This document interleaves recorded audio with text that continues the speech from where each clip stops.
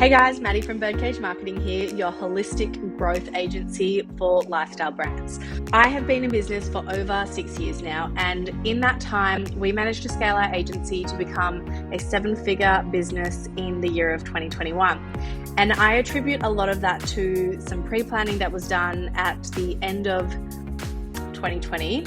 And I've done this again just now at the beginning of 2022 in order to hit some pretty ambitious revenue and profit goals.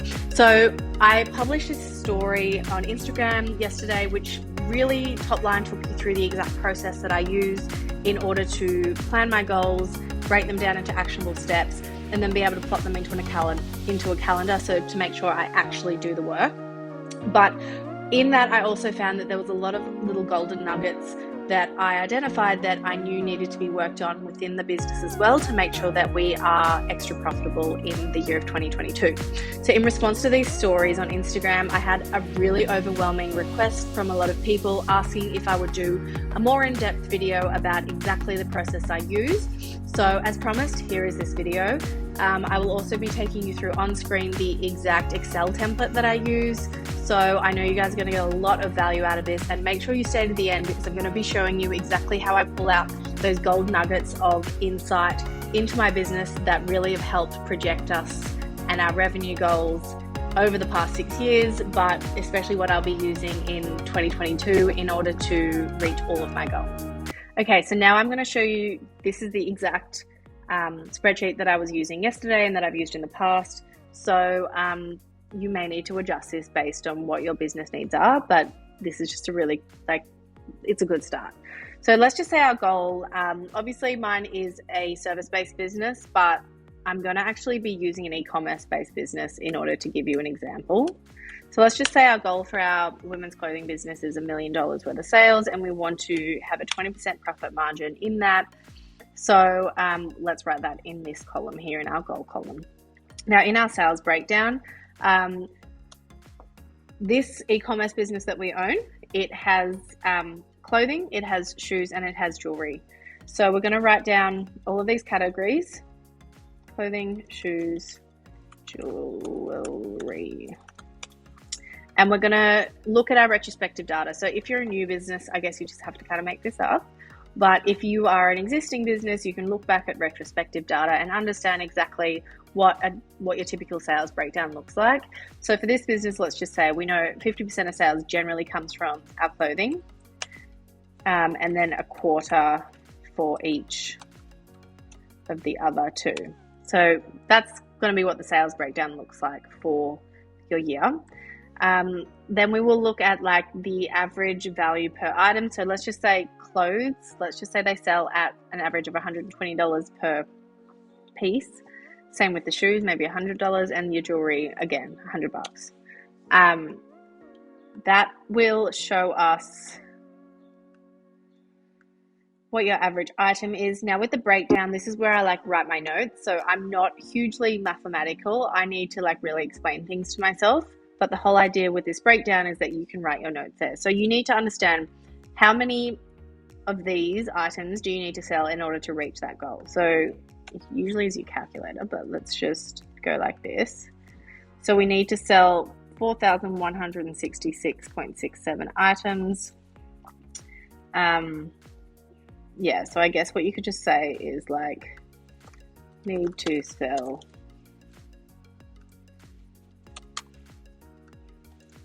items. Now, obviously you're going to have things that are different values. So different clothes might be different values, and that's fine. This is not about being perfect. This is about understanding a pretty top line plan and map so that you can quickly and easily move forward with this. We don't want to get bogged down in the details because that is the enemy of action. So what I would probably do if I were you, and this is what I've done with my staff costs in this other column here, I basically put down all my staffing costs. So their salaries, their super that I have to pay, the workers' comp that I have to pay with it, and then I looked at what their average hourly rate is then based on all of this information, because salary alone isn't what they cost, and then I just averaged it out to an average hourly number. I know some staff are more expensive than others, but the whole point is just to get an average amount through so that we can actually do this and move forward. So if I had an e-commerce store, for example, I'd do the same thing. I just kind of dump my whole catalog into an Excel spreadsheet, find out the average value, or if you even know your average order amount, that's handy as well. That's what I would do. So then obviously total, I don't know why I have this twice, but I do. So total revenue is 500 grand. And now we need to look at your profit breakdown. So obviously for me, I have looked at hours, cost per job, total staff costs, etc., because that is my biggest cost of good. It is my staffing. That is what I need to pay in order to fulfill orders.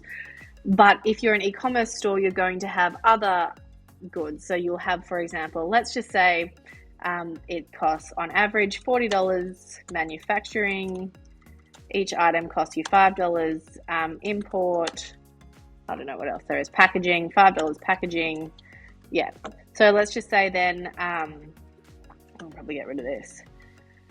So cost per item. So obviously our cost per item is $50. You didn't need this column, and then that will total cost of goods.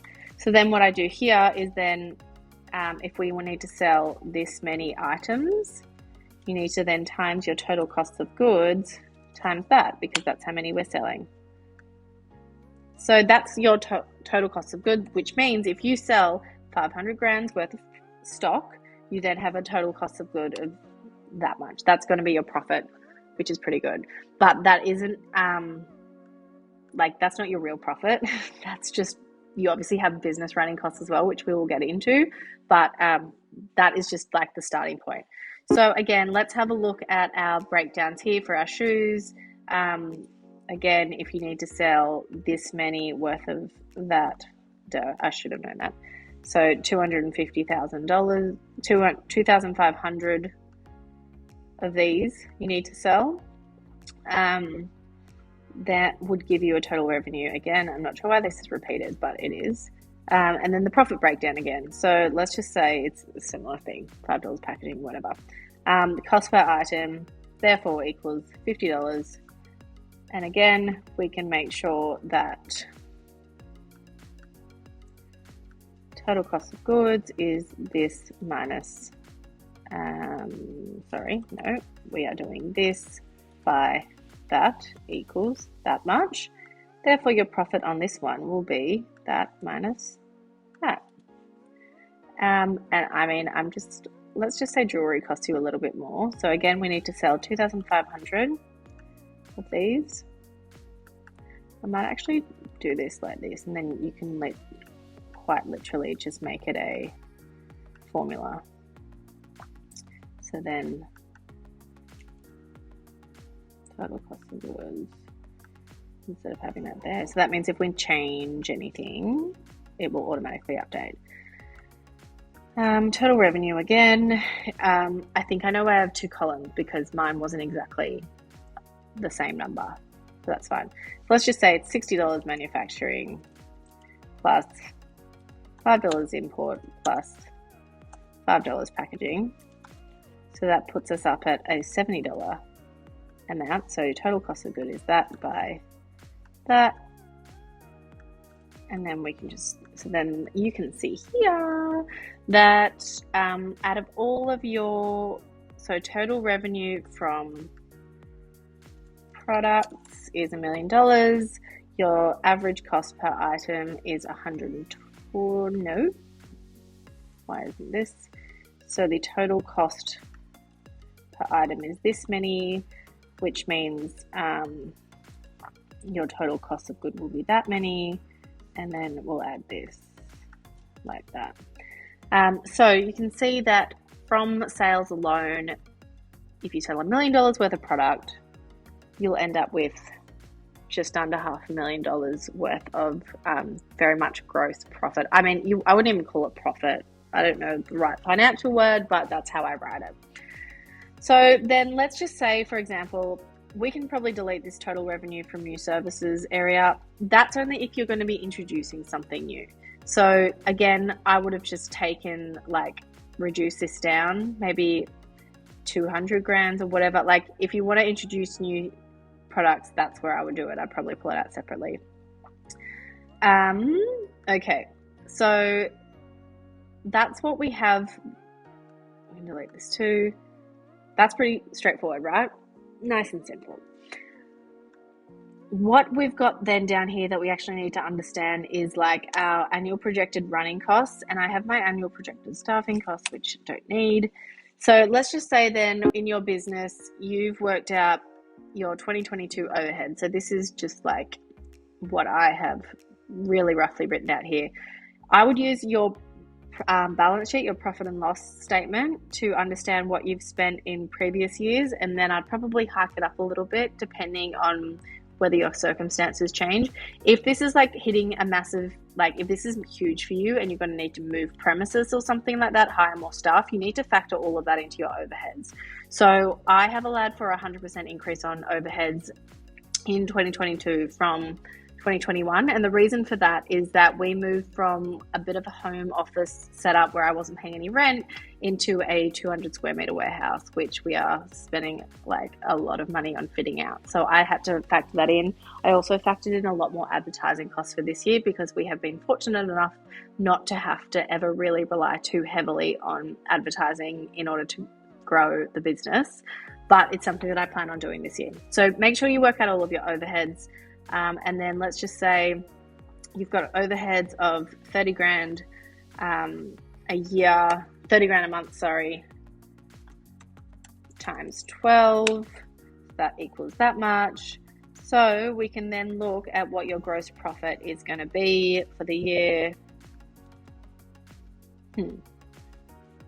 Now you can see here, that doesn't meet our goal that we have over here of 200 grand, does it? So you have a couple of options that you can then do. This is where the little bits of golden nuggets come out. It's when you're analyzing your costs of goods and your overheads, your fixed overheads, that you are then able to squeeze more profit out of your business. So what I would be going through, for example, I looked at, for example, with staffing, I looked at how many hours we could currently serve in the business, and then I've compared this against how many hours actually need to be served in order to fulfill $1 million worth of services, for example. And what I actually found is that we are severely, we technically could be serving a lot higher revenue based on our current staffing roster. So I'm obviously not unrealistic. I don't believe that every hour spent working that someone works is going to be billable, profitable hours. You have to have an allowance for training or admin time or meetings and all of that stuff that you can't bill to client. But that is like one of the golden nuggets that I've pulled out of doing this work that I will be working on fixing in this year. So that should be the same with your overheads. Like, is there a way that you can somehow cut down on the overheads that you have? Like, is your subscriptions, are they through the roof? Do you really, like, could you be moving premises if you are currently in a lease? Could you be finding a cheaper alternative? Make sure that your staff are being used as well as possible. That's all the little bits of golden nuggets that I like to use in order to actually make this work. So what you can then do is revise exactly what your overheads are. And let's just say, sweet, I've managed to find 10 grand a month out of my overheads. Or maybe not even that aggressively. I've managed to reduce my overheads by 5 grand. Look what happens then to our gross profit. We're almost hitting it. So then I need to reduce my overheads down a little bit more. And this is how we find the sweet spot here. That is me hitting my $1 million sales goal, and that is me hitting my $200,000 profit goal. That's how it's done. This has made it really abundantly clear on how I should actually be spending the business's money in order to maximize profitability in the business. So that is pretty much the that's the long and short of it. From here though, this is like how then you actually break down into actionable steps. So you can go back into your spreadsheet, and what this then looks like, you look at your breakdown, you're like, okay, I've got to sell 4,000 odd dresses in the next 12 months in order to hit my goal. How am I going to do that? Like, how actually do I do that? And the answer is that there is no definitive answer to how you do that, but this is the time right now to plan how you would potentially do that. So again, you could look at retrospective data and understand, okay, I know in the past that I was able to sell 2,000 units of these dresses by using Facebook ads. So for example, you might say, okay, in the last year I sold 2,000 dresses through Facebook ads, and I had an average cost of, I don't know, $5,000 a month that I spent on my Facebook ads. So what you could say is that I probably then need to spend $10,000 a month on Facebook ads in order to sell 4,000 units of this stock. So up my Facebook ads and management spend to $10,000 per month. That's one action that you can take. If that then affects your profitability, if you haven't factored that into your profitability, then that's something you need to do, because if that then says, oh, I need to up it again, so let's go up to this much, you either need to be cool with the fact that that's what your gross profit is going to be for the year, or you need to figure out a way to bring this cost down but still achieve that KPI of selling that many units. So you might, for example, look into using more organic social media instead. Oops. So you could say, I know in the past that I was spending maybe 2 hours per week on my social media, and I was able to move 1,000 units from that.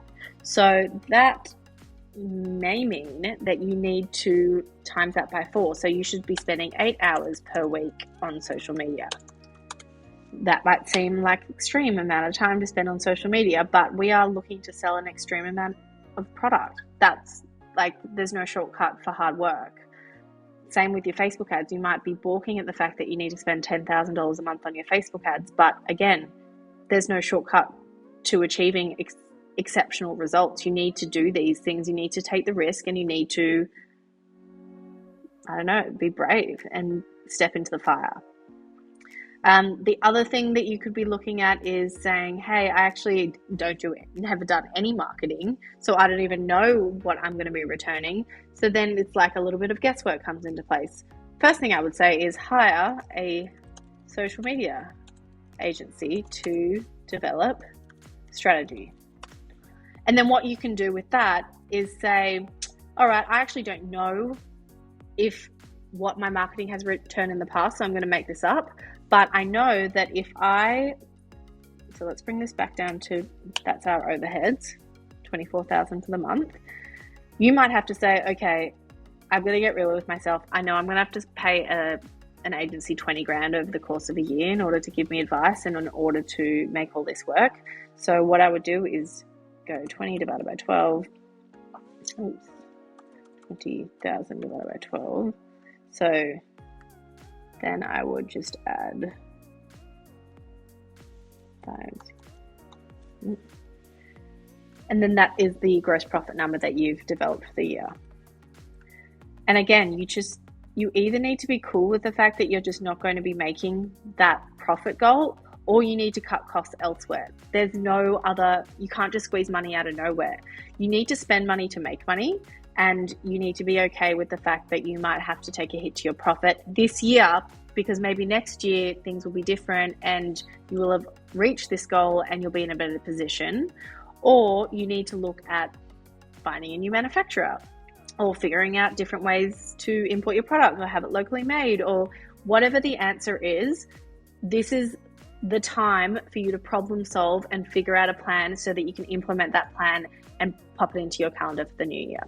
All right, so let's just say we've got all these action steps. The other one might be, and I mean, these could apply for all of your different categories. It just, like with this, for example, yeah, it doesn't really matter how you do it, but as long as you start thinking and start getting these ideas out of here, then that is going to be the way that you actually make these plans. So you could say investigate or contact manufacturer to negotiate new rate. If you were to bring these down, for example, to cost $35 manufacturing, so you're saving $5 a pop, look what that just does again. That allows you to spend $20,000 on a social media agency for the year and still hit your profit goals. So I'm really hoping that you guys are seeing like what difference it makes to actually take these steps. And this is why this kind of work is so insightful and why it helps so much in actually achieving your goals, because it makes it really blatantly obvious in numbers how your decisions and how your actions are affecting your bottom line. Yeah, so the whole idea of this is for you to play around and understand the scenarios, think with your brain the steps that you need to take in order to hit your goals, and also justify the fact that you are going to have to invest in your business. So I know it's really easy to be like, no way, there's no way I could spend $20,000 on a marketing agency, which, by the way, for any marketing agency worth their weight, that is not that much to be spending in a year. But if you hadn't have done this exercise, you might balk at the fact of investing 20 grand in your business marketing. But now you're like, I understand why I have to do it. I can justify it. I can see the numbers. Same with hiring staff. It's really difficult. Take it from me. It's really difficult to hire staff if you're just like blankly working through and hoping that you're going to have the cash flow there. You need to actually do some like projections and do some planning so that you can justify the actions that you take. All right, so I really hope you guys got value from this. The whole idea is that this is not a financial advice. This is not like purely for finance people. This is actually for business owners who are short on time and need to do their planning in a really quick way. All right, so if you enjoyed this content, make sure you hit the like button, make sure you leave a comment on what you enjoyed, make sure you leave a comment if you have any questions for me and I will respond to you. And make sure you follow us, because we are definitely committing to providing more and more free advice to fellow small, medium-sized business owners who have ultra ambitious growth goals just like us. And we'll be posting a lot more throughout the year.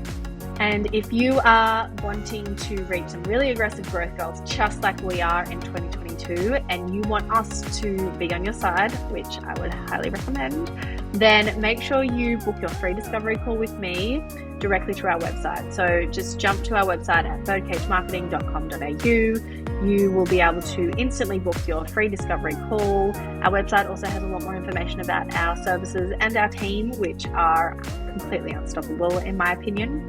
And yeah, if you are a lifestyle business based in Australia or overseas, we would love to work with you and we would love to support you as you hit some really, really amazing goals for 2022.